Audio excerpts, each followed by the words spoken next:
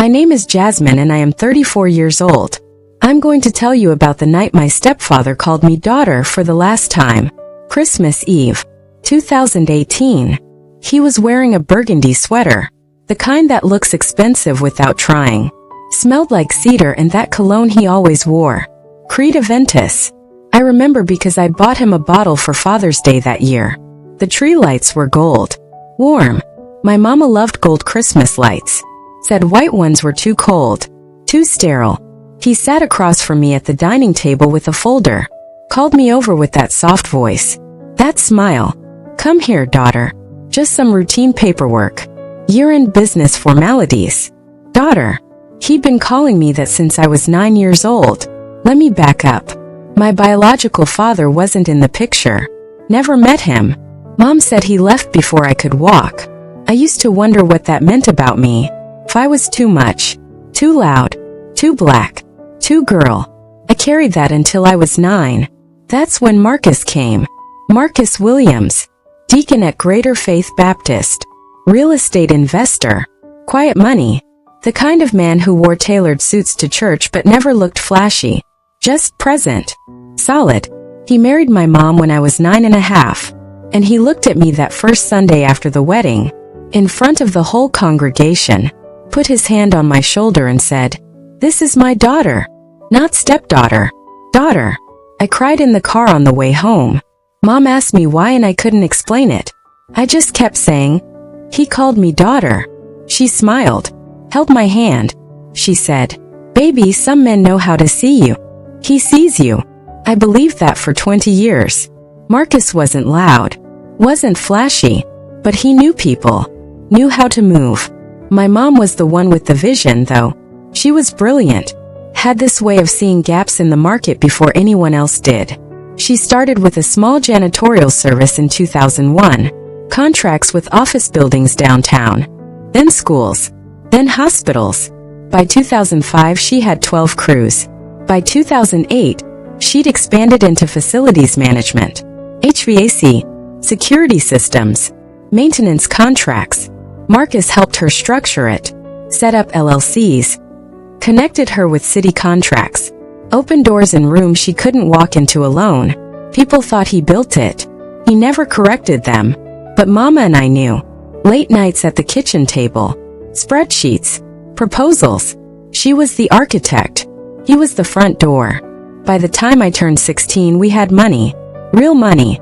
The kind that moves you out of West Side into Buckhead. The kind that gets you into private school. The kind that makes church mothers smile different at you. Mama always said, "This is for you, Jasmine. Everything we build, it's for you." And Marcus would nod, put his arm around me. "You're going to run this one day, daughter. We're building your legacy." I worked in the business every summer starting at 17. Operations, logistics, client relations. I learned every corner of it. Mama made sure of that. Then his son showed up. Not show up like, appear out of nowhere. Marcus had a son. I knew that. But he'd been away. California. Doing his thing. Real estate ventures out west. At least that's what Marcus said. His name was Darius. Darius came back to Atlanta in 2012. 28 years old. Smooth. Tailored everything. Drove a blacked-out Range Rover. Always smelled like expensive leather and something sweet. Too sweet. He had that laugh. The kind that made you feel like you were in on the joke even when you weren't sure what the joke was. Marcus introduced us at Sunday dinner. "Jasmine, this is my son, Darius. Darius, this is my daughter." Darius smiled. Shook my hand. "I've heard a lot about you. The golden child." I laughed it off. But I felt something. A coldness. Just for a second. Darius started coming around more. Sitting in on business meetings. Marcus said he wanted to learn the family operations. Transition back home. Mama was polite. But I could see it. She didn't trust him. She never said it out loud. But the way she'd watch him during meetings. The way she'd pause before answering his questions. She knew. I didn't. I thought he was just adjusting. Finding his place. By 2014, Darius was deep in the business. He had his own office, his own clients. Marcus gave him a VP title. I didn't think much of it. There was enough room, enough contracts. The company was doing $30 million a year in revenue by then. Mama got sick in 2015. Pancreatic cancer. Stage 4 by the time they found it. She fought for a year and a half. Marcus was there every day, holding her hand, praying, taking her to treatments. I was there too, but I was younger. I didn't understand what I was watching. I didn't know I was watching her try to protect me from the grave. Before she passed, she told me, "Jasmine, don't sign anything without reading it twice. You hear me?" I nodded, thought she was just being cautious. She said it again. "Don't sign anything without reading it twice." She died on a Tuesday morning, March 14th, 2017. I was 26. Marcus held me at the funeral, let me cry into his shoulder. He whispered, "I got you, daughter. I got you." I believed him. The business kept running. I took on more responsibility. Marcus said that's what Mama would have wanted. He talked about succession planning, about transitioning leadership to me over the next 5 years. "You're ready," he'd say. "Just need a little more seasoning. Then it's yours." Darius was still around, still flashy. I noticed he was traveling a lot. Vegas, Miami, Dubai. He said it was for business development. I didn't ask questions. Christmas Eve 2018. That's when it happened. Let me pause here for a second. If you're watching this, I need you to do something for me. I need you to like this video, subscribe if you haven't, and comment below where you're watching from. What city? What country? I need to know I'm not just talking to myself. I need to know somebody hears this, because what I'm about to tell you, it broke me for 2 years. Okay, Christmas Eve. Marcus called me to the dining table. He had a folder, documents inside. He said they were routine, year-end filings, beneficiary updates for the corporate accounts, estate planning adjustments. He walked me through it, pointed to signature lines. "Just formalities, daughter. Keeps everything clean for the new year." I signed. I didn't read it. I trusted him. He called me daughter. I signed 6 documents that night. He hugged me after, said, "Merry Christmas, baby girl." I went to bed feeling loved. I woke up 6 weeks later and learned I'd signed away my entire inheritance. February 2019. I got a certified letter from a law firm I'd never heard of. It was a formal notification. I was no longer listed as a beneficiary on any of the corporate accounts. No ownership stake. No board position. No trust fund distributions. Everything had been transferred.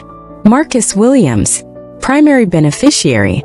Darius Williams, secondary beneficiary. I called Marcus 17 times that day. He didn't answer. I drove to the office. Security stopped me at the front desk. They said my access badge had been deactivated. I sat in my car in that parking lot for 2 hours. I finally reached him that night.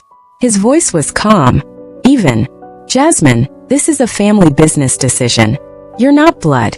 Darius is my son, my heir." I did what I had to do to protect my legacy. I said, "You called me daughter." He said, "I called you a lot of things." Then he hung up. I didn't cry right away. I just sat there, staring at my phone, trying to understand how a man could look you in the face for 20 years and lie with his whole chest. I confronted him in person 2 days later. Showed up at the house. Our house. The one Mama bought. He was in the living room, drinking scotch. I asked him why. He looked at me. No emotion. "Your mother built something. I helped her protect it. But it was always meant for my bloodline. You were a phase. A kindness. But business is business." I asked him if any of it was real. He smiled. "Does it matter?" That's when I knew. I wasn't his daughter. I was a placeholder. The community didn't believe me. Church folks said I was bitter, ungrateful. Marcus played it well. Said I'd been struggling with grief. That I'd made poor decisions. That he'd tried to help me but I'd refused. People I'd known my whole life stopped calling. I lost my apartment 3 months later. Couldn't afford rent. The savings I had ran out fast. I couch surfed. Stayed with old college friends. Wore out my welcome in every space. I got quiet. I stopped talking about it. Stopped fighting.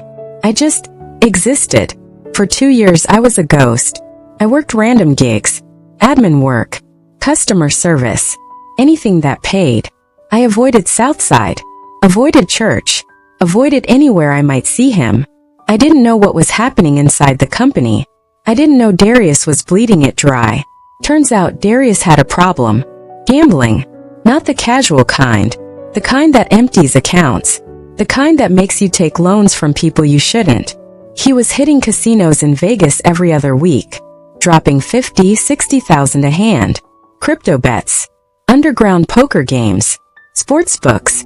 He was flashy because he was burning through everything. And Marcus didn't see it. Or didn't want to. By 2020, the company was in trouble. Darius had taken out loans against company assets, sold off properties, defaulted on contracts. Clients were walking. The business mama built was collapsing. And I didn't know. I was surviving. Then one night in late 2020 my phone rang. Unknown number. I almost didn't answer. But something told me to pick up. A man's voice. Calm. Professional. Miss Jasmine Carter? Yes. My name is Robert Sinclair. I represent a trust established by your late mother, Diane Carter. I need to meet with you. Alone. Tomorrow night. 7 p.m. He gave me an address. A restaurant in Midtown.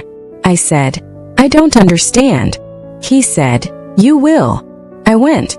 I didn't have anything to lose. When I pulled up, there were 2 black SUVs outside. Tinted windows. Men in dark suits standing near the entrance. I almost turned around, but I didn't. Inside, Robert Sinclair was sitting in a private room. Late 50s. Graying hair. Expensive suit. He stood when I walked in. Miss Carter. Thank you for coming. He slid a folder across the table. Your mother established an offshore trust in 2016. Before she passed, she placed certain assets into anonymous shell companies. Holdings that were never part of the estate Marcus had access to. I stared at him. He continued. You are the sole beneficiary. You have been receiving dividends and equity growth for the past 4 years. You just didn't know it. I opened the folder. There were account statements, corporate filings, investment summaries, numbers I couldn't process. I looked up at him. How much? He smiled. Barely. 8.3 million. Liquid. Plus equity positions in 4 subsidiaries worth approximately 12 million more. I couldn't breathe. He said, your mother knew. She always knew. I sat there for a long time. Then I asked, why now? Why tell me now? He leaned forward. Because the statute of limitations on contesting her estate just expired. Marcus can't touch this. Ever. I left that restaurant a different person. I didn't celebrate. I didn't call anyone. I went home, locked the door, and I started reading. I studied investment strategy, corporate law, asset protection, portfolio management. I read for 6 months straight. Then I started moving. I didn't buy anything flashy, didn't announce anything. I became an investor. Silent, strategic, cold. I bought into small businesses, scaled them, sold them. I funded startups, took equity, flipped them. I learned how to make money move without my name ever appearing. By 2022, I doubled what mama left me. By 2023, I tripled it. I didn't go back to Atlanta much, but I heard things. The company collapsed in 2021. Darius had drained everything, filed for bankruptcy protection. Marcus lost the house, the cars, the reputation. The church stopped inviting him to events. People whispered. The man who called me daughter was broken. I never reached out, never gloated, never told him I survived. I let him think he'd won, because the truth is, he lost the moment he underestimated my mother. She knew men like him. She knew he'd smile in your face and plan your funeral behind your back. So she buried something he'd never find. She buried a kingdom inside my name. I'm 34 now. I live quietly. I move carefully. I don't trust easy. I don't love loud. But I'm free. And that's more than he'll ever be. They thought they buried me with the inheritance. They didn't know my mother buried a kingdom inside my name.